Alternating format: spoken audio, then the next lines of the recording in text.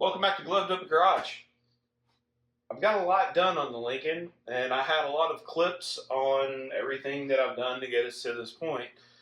And unfortunately, thanks to the very poor quality microphones that I purchased, uh, I wasn't really happy with the audio because you heard me breathing more than you heard me talking. And well, I just can't give you guys that kind of quality. And so I'm going to have some time lapse. I'll do some voiceovers on some of the clips that I did make to show you guys how we got to this point.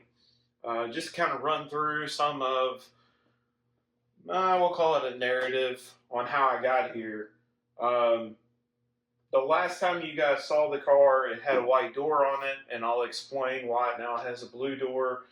Of course, you guys saw these fenders on the vehicle when it was sitting outside after we got it back from the frame shop. And I had to pull these fenders off several times. One time was to go in and paint the inside so that it was a little closer match to the base coat color of this three-stage paint that came on the car. I just wasn't happy with how bright white the inside of the fenders and stuff was. It's something you really won't see once the car's put together that much. Of course, you won't see it at all with the hood closed. But it was just one of those things that really annoyed me that I wanted to get fixed.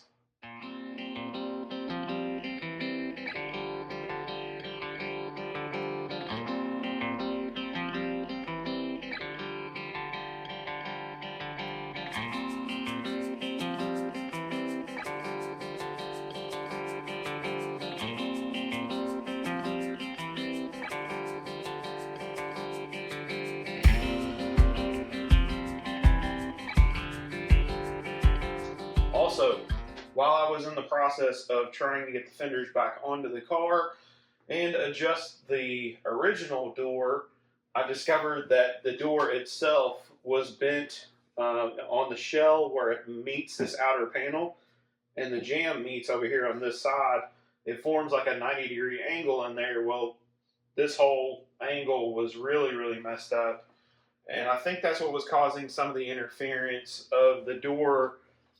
This corner here was rubbing the vinyl top, and it's actually got a little bit of a nick in it, so I'll have to fix that vinyl at some point.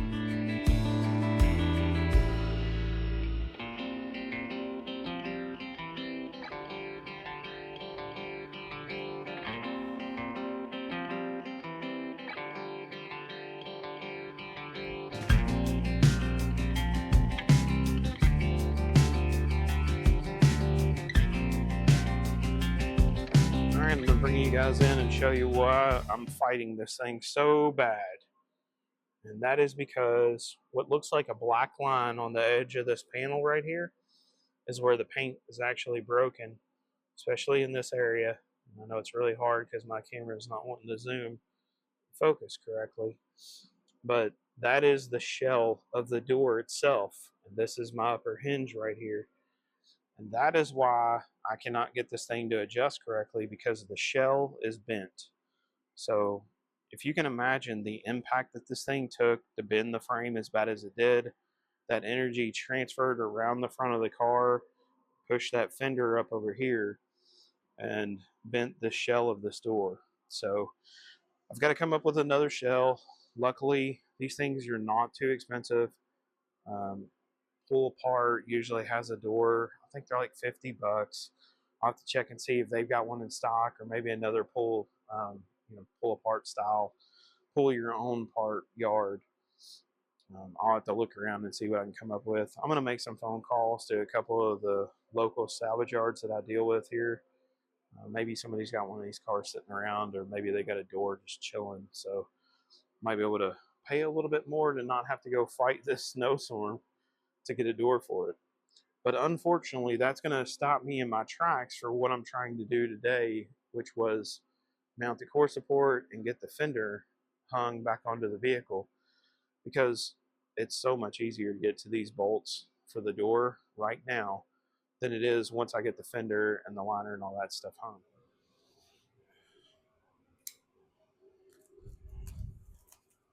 I've got the heat on out here because, well, it's 38 degrees in the garage. Our high today is going to be 20, and our low today is going to be like 3.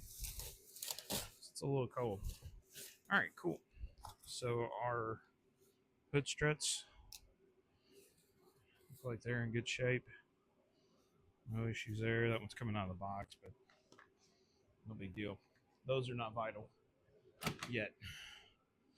This is the part that I'm waiting on, and I really need this in order to put the front end back together.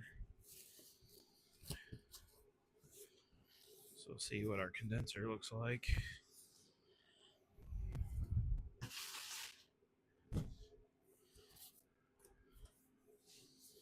Just a plain old cardboard box.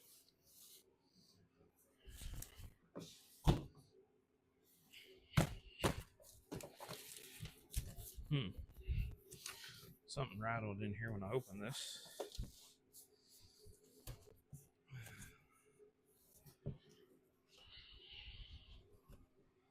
Okay, looks okay. It's definitely a little different than the one I pulled out. Oh, it's the cap that came off or something. Alright, yeah, I'm getting beat up here.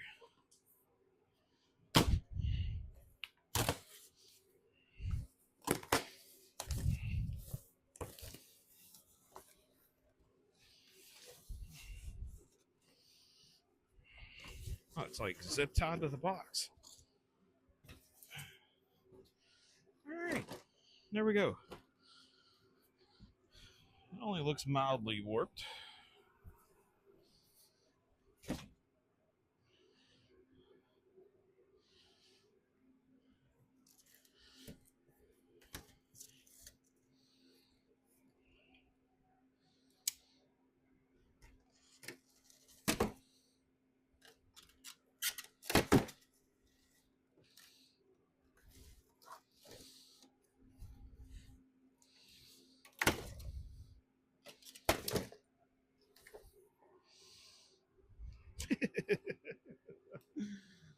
Oh gosh.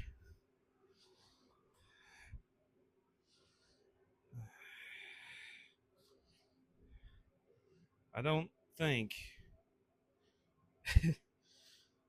Oh my gosh. Can you guys see that? This thing is so bent.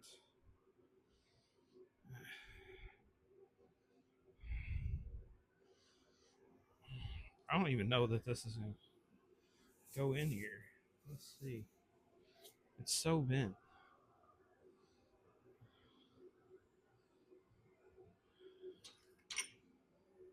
Let's see if it'll even engage. Well, it may just straighten itself out once we get it bolted in. We'll give this a whirl. See what happens here. I mean, for 45 bucks, there's not a lot you can say. I mean, obviously you would want something a little better quality. And I'm not sure what these studs are for, but we don't need those. Probably another application. Let me move you guys over.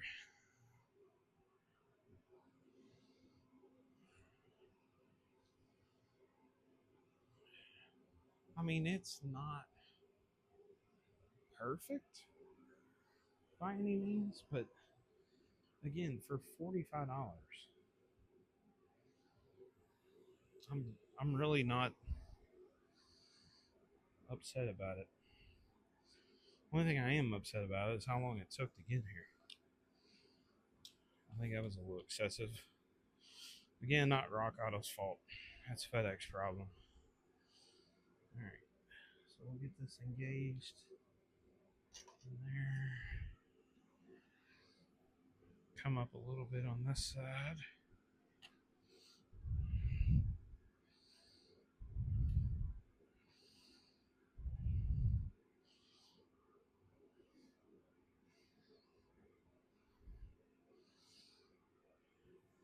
So I'm gonna have to get a vacuum pump on this thing just to make sure that it's not damaged in the tubes anywhere, but I'm pretty sure it's going to be all right.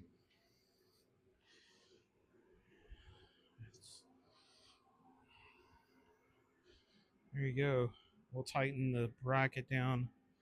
These tubes need to come around just a smidge, but I need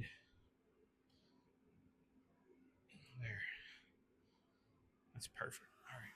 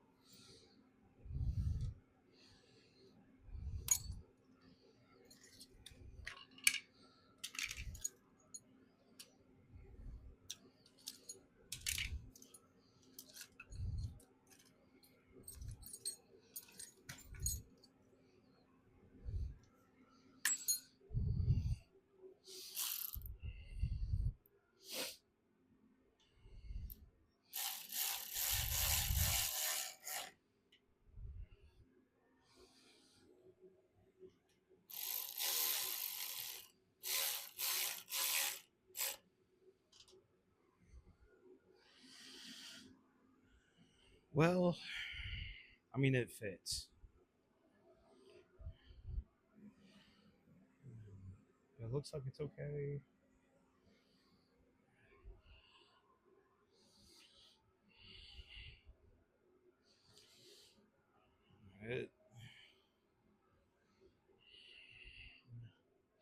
I'm not exactly thrilled about how beat up the outside of it was, nor was I thrilled to find out it's warped. But what do you do? You know.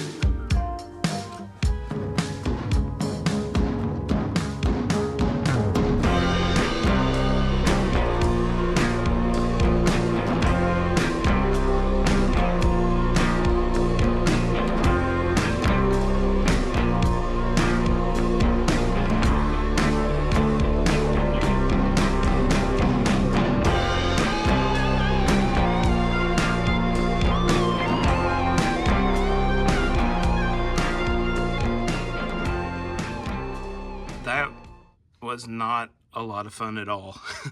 I've got that harness pushed back into the door. Now I just need to route it to everything inside the door. And I'm out of breath because that thing fought me going back through those two holes. It's a lot of wires at a weird angle. And then on the inside here, well, It's hard to see, but there's just not a lot of room to work with. That gap in the metal that you can see is less than the size of my hand. So yeah, that one beat me up a little bit. All right, I'm gonna get everything routed through the door, get the motor bolted back into the door, and move on to the next thing on the list. The door opens flawlessly now. Of course, I need to lubricate the hinges a little bit, but we're not hitting up there. The close is good. I've got all of my gaps from the doors to the fender right where I want them to be. And then I went through with a Sharpie and just marked these character lines in the door to make sure that, the door isn't going up or down. I just wanted that character line to flow from front to rear, and that's what I've got now. So part of the issue that I've got to work on, I'm not really happy with the gap from the fender to the door. It's a little bit tighter at the top than it is down here in the middle. A very minuscule amount, like a millimeter. I'm probably going to be okay on this side, but when I test fit the driver's side, it's a mess. So let me grab the camera, take you guys over there, show you what I'm talking about. Over here on the driver's side, that gap is huge. And it's also very tight at the top and very wide down here at the bottom. And I think what's going on is my core support is too tall over here on the driver's side. In some of these clips that you'll see, I took some measurements to make sure that I had the core support back on the frame rail at the proper height. And now that I've measured and this thing is kind of settled in, I've got everything tightened down. The core support is low over here on the passenger side, and it's a little high over here on the driver's side. What I'm going to have to do, take the core support loose and then lift up the support, and underneath of this mounting bracket, there's 2 washers in here. One of those washers is going to have to come out. And I honestly think that's the only way I'm going to get these fenders back into some sort of alignment. And just to give you guys an overview of where we're at, I'm really happy with everything on the passenger side. So I went ahead, threw the fender liner back in, got my wiring harness tucked back up in there. And I was trying to get the battery tray and some of the other stuff to line up. And I thought, well, before I get too far on this side, I need to make sure that driver's side is good. And then I'm glad that I did that, because now I've obviously got to stop, pull the core support back off, and take that washer out to get it to come down. One of the things you'll see in the clip also, I'm not sure how good the audio is going to be, we replaced the condenser on the car and the AC dryer right there. One, because the condenser looked like it had leaked at some point and it was a little damaged from the accident. And then the AC dryer is a known issue on these Panther platforms for leaking. The bottom of it rusts out and then it leaks out your refrigerant. This one was very close to that. It had a lot of scaly rust at the bottom. So figured while I had all this apart, the system was already discharged, I'll go ahead and replace those while the core support's out. It's a whole lot easier to get the condenser out too, but got all that done. So for now, I'm going to throw the camera up on the tripod, get this fender back off, work on getting the core support loose over here so that I can move it out, get that washer, slide it back in, and then we'll see how much taking that washer out affects the gap from the fender to the door over here on the driver's side.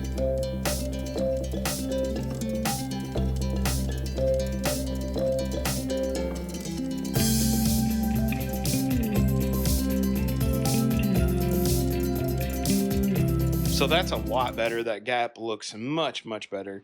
It's still a little wide down at the bottom, a little tight up here at the top.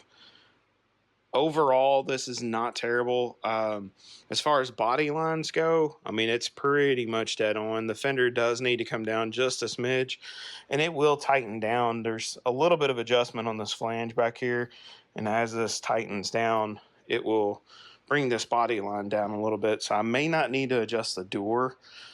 It's a little tight to the back door, so I do need to adjust the forward edge of this door. But it's really not bad. I'm sure this striker pin needs to be adjusted for sure, but it rubbed up here at some point, probably while the frame was tweaked. It does look like the door needs to come up just a smidge. And then our body lines, of course, white is really difficult to see, but that's where that body line is right there. So yeah, this door definitely needs some adjustment to come up, and then it's in a little bit. Before I get too crazy with the fender and the fitment up here, I need to get this door adjusted where it's much better, because what'll happen is if I get the fender set where I need it to be, I'll go in here and I'm going to move the door around. It's going to change this gap. It's going to change the alignment to the body line.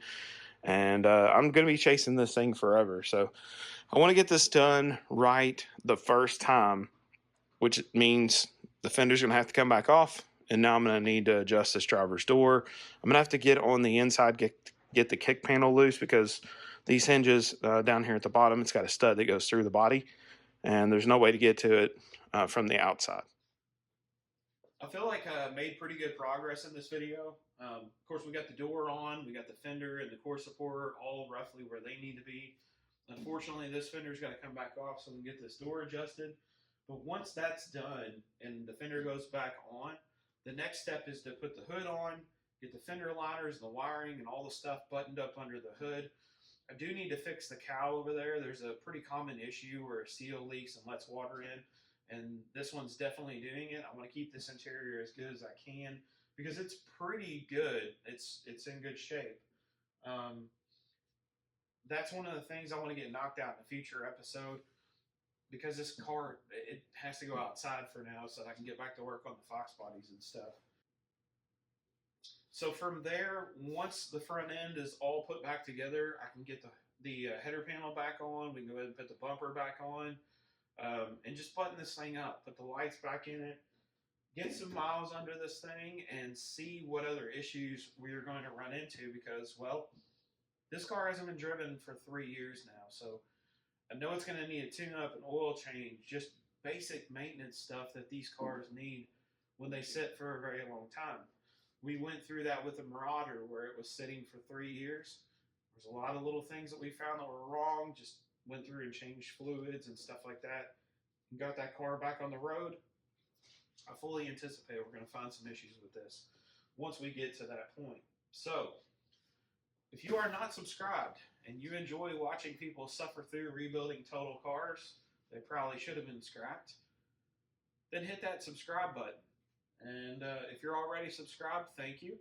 And make sure that you hit the bell icon so you're notified when my lazy rear end actually gets around to putting a video up. And, drop me a comment down below. Let me know what you think about this. Is this something you guys like to see? Would you like to see me get back to work on the Fox bodies? I've got a different video that's going to drop before this one comes out. So let me know what you think about that. If that's something that you would like to see more of, instead of what I'm working on, but what I'm working with. So make sure you go back and check that video out too. Thank you all so much for the support, the comments, the likes, the subscribes, all the things. Remember to stay gloved up.